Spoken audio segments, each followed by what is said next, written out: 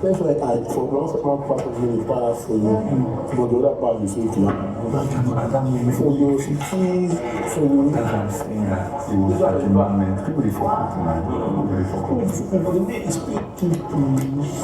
You said, you don't like because saying you play say play the game, do not something out of the group. You go far now. I wish I get this kind of thing when you do. You really explain the person who like you even say my mama. I never say something happen. Except with all the Why is she vexing? she's vexing, but she's not spoken. So she's not talking to him. But why? Like it's nothing now. Just be kids. Why is she vexing? Obviously, like, you guys don't understand. Don't worry. Thank you, Sam. Ah, my God. Kola.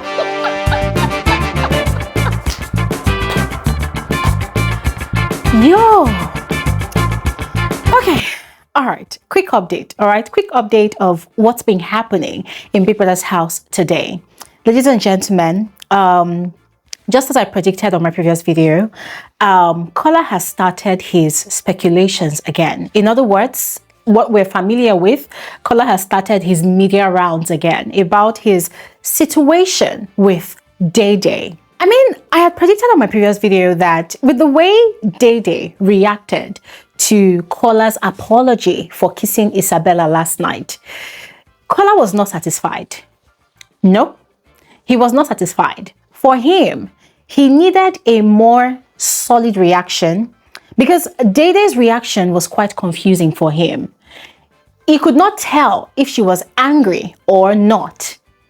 She was completely indifferent, but he is trying to convince himself that no, this girl has feelings for me. Deep down, I know that she likes me. I know that she cares for me. He's seriously convincing himself of that. And so, to get more validation to his thoughts and feelings, he has been moving from one friend or housemate, because not all of them are friends anyways, but he's been moving from one housemate to another, bringing up the conversation and seeking their own perspective, knowing fully well what they are going to say. And whilst the conversation will be going on, he will play the victim, like, oh my God, I was under the influence of alcohol. It was even a 2 seconds kiss. I don't even know why she took it so serious. And then they'll be like, and she's angry. He'll be like, no, I don't think she's angry. I just feel like, I don't understand. I don't know. I just can't tell. Like he's acting really confused. Acting like he's completely oblivious to what he has done. And you see here, ladies and gentlemen, such conversations I find quite interesting because of the responses coming from the people that he has those conversations with, i.e. the likes of Kuture that he first spoke with. Then there was Kuture, there was what's his name, Manson there at the Gardens bar, and Kuture in particular was so excited. Kuture was so happy. You know, Kuture was even praising Kola for doing a fantastic job. That, Oga, you like this, that you're fresh like this. How can this girl just be doing you anyhow? And that the girl is playing a game. Imagine her using 3 boys, claiming that they are just her friends. They're friends. How can she be sitting down and talking to them all the time? And then she's calling them friends. That is good as you did what you did. It's good as you did what you did. So that she too will know that you too, you can also play the game. So it was just basically encouraging Kola, that Kola should carry on with what he's doing. If she's angry for herself now, why is she even angry? And Kola looks proud of himself, but at the same time, it seems like when he notices he's getting carried away with all of their accolades, he will now come back to reality and say, but I don't know. It's not even a long kiss now. It's just a playful thing. It's just a short kiss now. As if that conversation with Kuture wasn't enough, he went ahead to have a conversation with Imisi.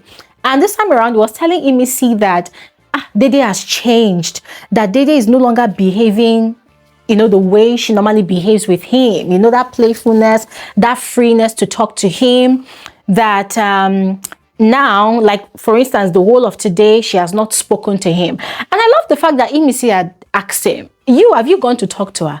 He said, no, I just feel like I just feel like she's kind of changed, you know, she's different. So Imisi was like, fuck her now. Kola was like, no, I cannot say fuck her.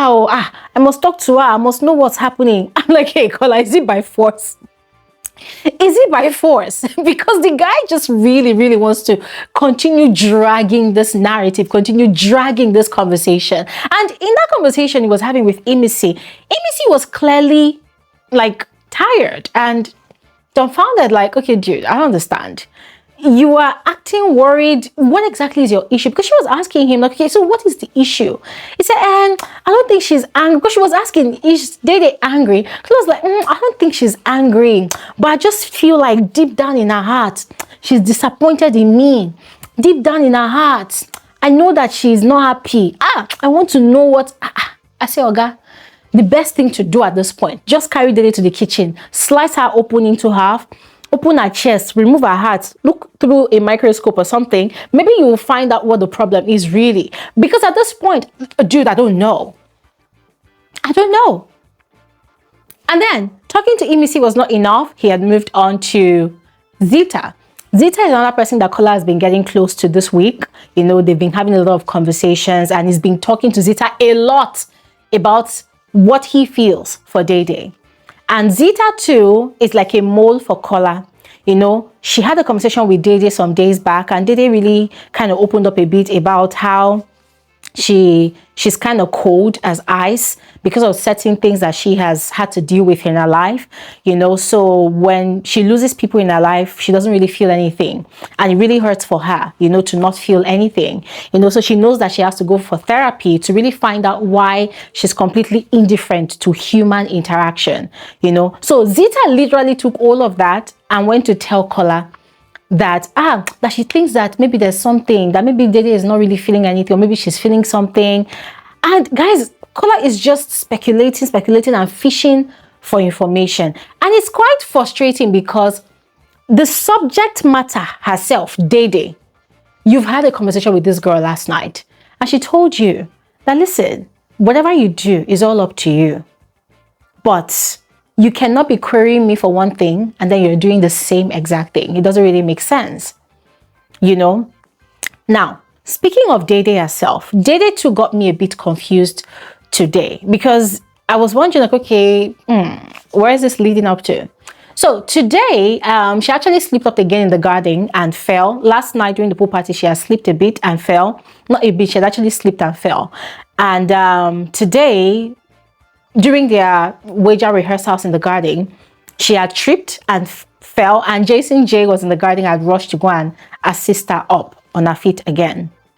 And she had sprained her arm, so Koyin was helping her to massage her arm in the kitchen. And whilst he was doing that, she was asking him for advice on what to do with her situation with Kola. So the moment she asked that question, I was confused because I'm like, Dede, I'm confused at this point. Like, what do you mean? What should you do? I don't understand. You people are not dating, are you? You're not dating. You're not in a romantic relationship. You people are just cordial in the house. And you people have kind of stretched the boundaries of your friendship a bit, that you've been able to put your head on his thighs. And yeah, you danced with him during the pool party last night. You rocked him. So are you liking him? What exactly is going on?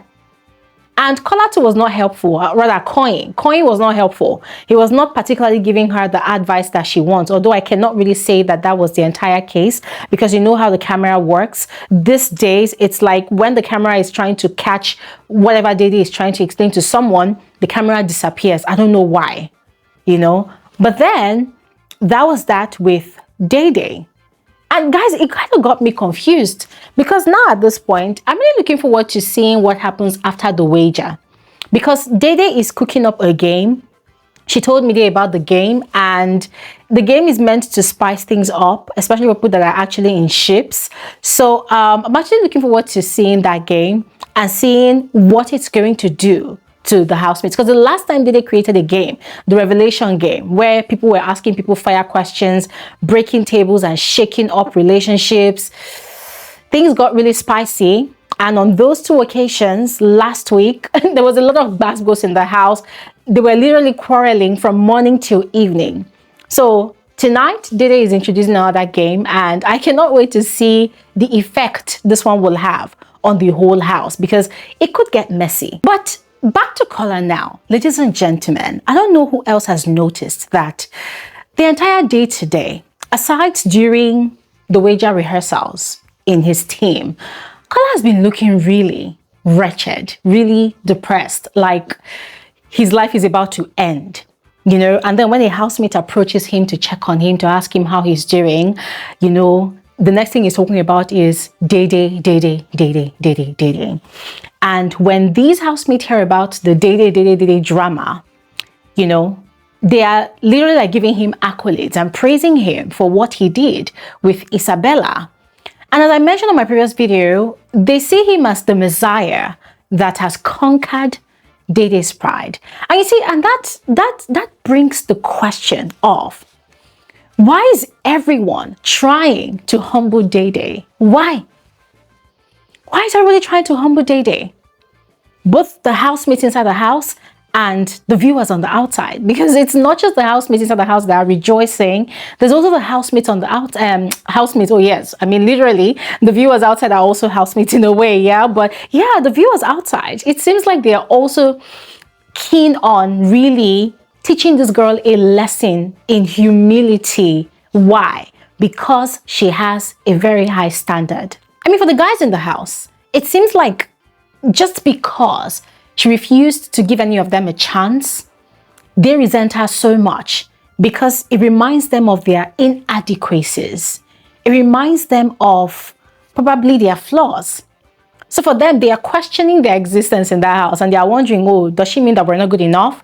And then for the girls, her existence, her courage, her composure, her looks, and her smartness, it kind of makes them feel inferior, like she's the higher quality and they are inferior quality. So they resent her so much. I don't know if you all have been watching these rehearsals from yesterday, where other housemates will go outside, take the stage and do their thing, and everybody will be clapping, woo, and they'll be cheering. But the moment Dede goes up there, you see how the house is silent.